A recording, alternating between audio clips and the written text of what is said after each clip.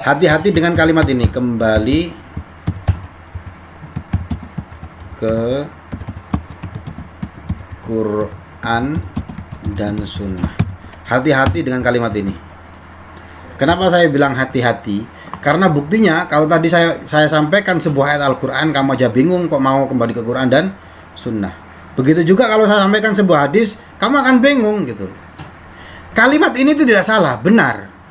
Kalimat ini benar, kita harus kembali ke Quran dan Sunnah. Cuma kalimat ini itu sering disalahgunakan oleh orang-orang yang tadi itu yang tidak paham, nanti akhirnya memperkosa ayat Al-Quran. Makanya Imam Sayyidina Ali pernah mengatakan apa? Kalimatu haqqin urida biha batil terhadap orang-orang Khawarij. Kalimatnya benar, tetapi tujuannya busuk.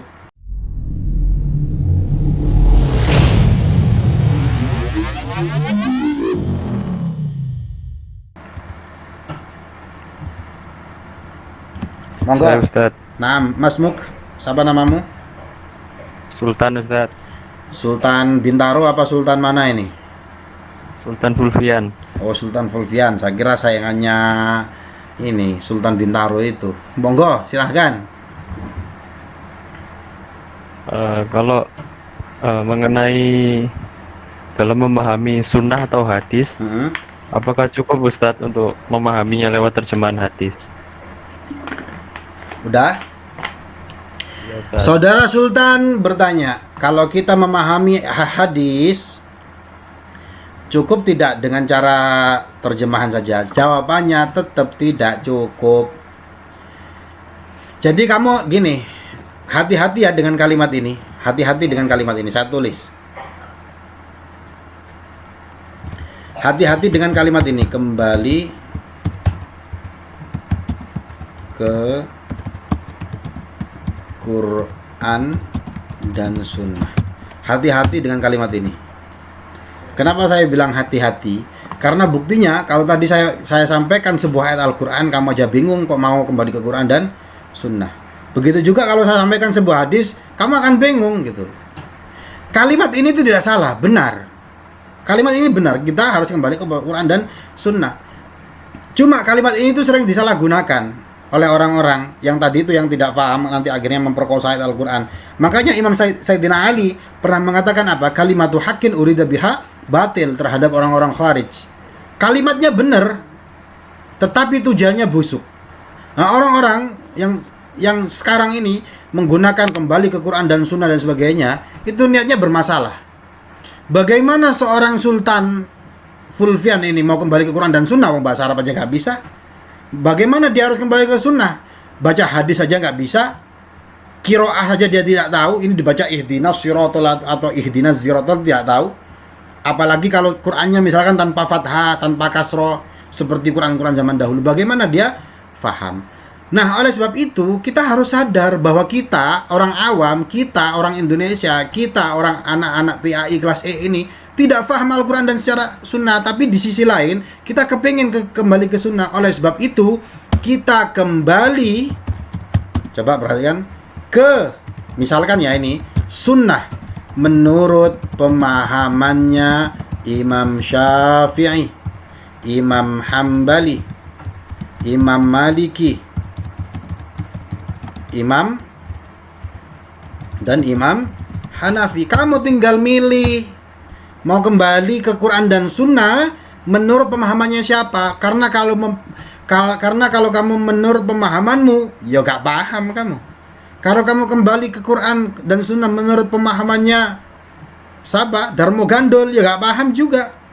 Nah, kita tahu dirilah yang memahami Al-Quran dan Sunnah itu ulama-ulama yang mujtahid, ulama-ulama yang memang fokus di dalam itunya. Jadi adanya madhab ini kan Imam Syafi'i, Hanafi, Imam Maliki, Hambali. Sebenarnya ada banyak madhab ya, ada madhab Zahiri, ada madhab Imam Sufyan Ats-Tsauri dan sebagainya. Cuma yang populer ada 4 ini.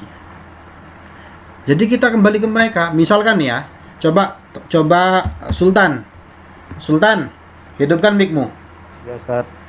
Kamu kan mau kembali ke sunnah ya, kita dalam Ya, Ustaz. beragama mengikuti Rasulullah SAW. Ada orang laki-laki punya wudhu, dia menyentuh perempuan, nyenggol perempuan, batal nggak wudunya? Coba saya tanya ke kamu, Sultan. Menurut kamu? Batal Ustaz. Batal. Kenapa kok kamu bilang batal? Eh, menurut pendapat Imam Syafi'i. Nah, ya, kalau menurut pendapat Imam Syafi'i selesai gitu ya. Coba ini saya sampaikan ya, misalkan ada satu hadis, ini contoh lah ya. Satu hadis, suatu saat Rasulullah dicium oleh Siti Aisyah radhiyallahu anha. Setelah dicium tanpa wudu, beliau langsung sholat. Kalau pakai hadis ini, berarti menyentuh perempuan itu tidak membatalkan wudu. Tapi ada satu kasus lain, seorang sahabat, singkat cerita dia habis nyentuh perempuan dalam kondisi wudu, sama Rasulullah, sahabat tersebut disuruh wudu lagi. Kalau mengikuti hadis ini, maka yang menyentuh perempuan ini hukumnya batal. Belum lagi nanti ada ayat Al-Qur'an, saya buka di sini. Coba lihat di layarnya. Saya lupa surat apa itu. Lamastumun nisa itu loh. Surah An-Nisa kalau nggak salah.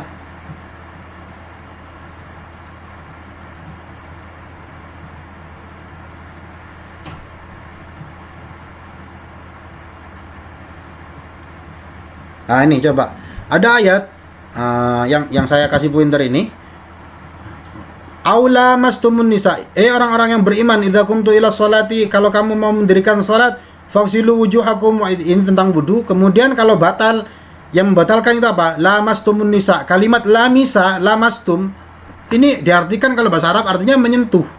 Jadi kalau kamu menyentuh perempuan itu batal wudu, maka apa namanya, wudulah. Kalau nggak ada wudu, berarti bertayamum lah. Kalau di sini teksnya tayamum ya. Mana yang harus kita lakukan? Nah kita itu bingung. Makanya supaya nggak bingung, kita ikut saja menurut pendapat Imam Syafi'i, atau ikut pendapat Imam Hanafi, atau ikut pendapat Imam Maliki. Kenapa? Karena mereka lebih banyak, lebih mengetahui banyak perangkat ilmu untuk memahami satu konteks hadis. Maknanya ini apa sih? Konteksnya tahu, kalimatnya ini artinya tahu, sak juru-juru dan sebagainya. Sehingga singkat cerita saya sampaikan, madhab itu justru mempermudah kita dalam menjalankan syariat agama Islam. Saya catat ya sini ya. Madhab itu mempermudah kita untuk menjalankan syariat agama Islam. Kenapa ini saya tulis? Karena di luar sana sekarang ini banyak yang mengatakan nggak pakai madhab-madhaban. Sudahlah, kembali ke Quran dan hadis saja. Nanti kalau ditanya hadisnya sahih apa, dhaif dan sebagainya, dia bilang ya cek ke Imam Bukhari. Imam Bukhari yang kayak gitu aja bermadhab kok nggak mau bermadhab-madhaban. Kembali ke Imam Tirmidzi yang muhaddis. Imam Tirmidzi, Imam Nasai dan sebagainya semuanya mempunyai madhab kok. Kok kita yang tidak yang awam dan sebagainya ini kok tidak mau bermadhab. Jadi intinya madhab itu mempermudah.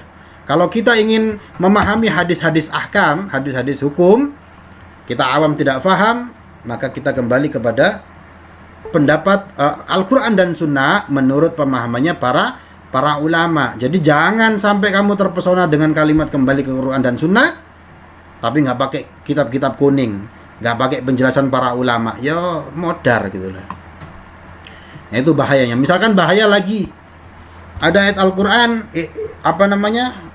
misalkan ada ayat Al-Quran yang mengatakan khamr itu fihima itsmun kabirun wa manafi'un linnas. Dalam khamr itu ada manfaatnya. Kalau kamu berdalil dengan ayat ini bahaya, padahal itu ada asbabun nuzulnya. Memang dulu pada masa sahabat, pada masa Nabi, khamr itu pernah diperbolehkan. Tapi kemudian ada satu kejadian, ada sahabat sholat dalam keadaan mabuk. Akhirnya apa yang terjadi? Dia membaca surah Al-Kafirun. Gak selesai. Qul ya ayyuhal kafirun la a'budu ma ta'budun wa la antum 'abiduna ma a'bud wa la ana 'abidu ma 'abadtum wa la antum 'abiduna ma a'bud wa la antum. Terus gak mari-mari. Akhirnya turun lagi ayat. La taqrabus sholata wa antum sukara. Mbok yo kalau kamu mendekati sholat itu jangan mabuk. Apakah dengan ayat ini para sahabat meninggalkan mabuk-mabukan? Enggak, tetap ada yang mabuk. Nanti ada ayat yang terakhir, innamal khamru wal maisiru ila dan seterusnya, rijsun min amali syaitan. Yang dikatakan khamr itu termasuk perkara dari syaitan, sehingga khamr itu ini contoh ya, khamr itu dilarang. Jadi ada proses. Kalau kamu kembali ke Quran pas kebetulan membaca ayat yang pertama tadi, berarti mabuk boleh dong gitu. Wala taqrabus sholata wa antum sukara. Kalau kamu mendekati sholat jangan mabuk. Oh, berarti kalau di luar kalau di luar sholat saya boleh dong mabuk. Nah, kan bahaya kan? Jadi daripada kita bingung, kita ikut madhab para ulama, karena madhab itu mempermudah kita gitu. Monggo yang lain kalau ada yang mau bertanya.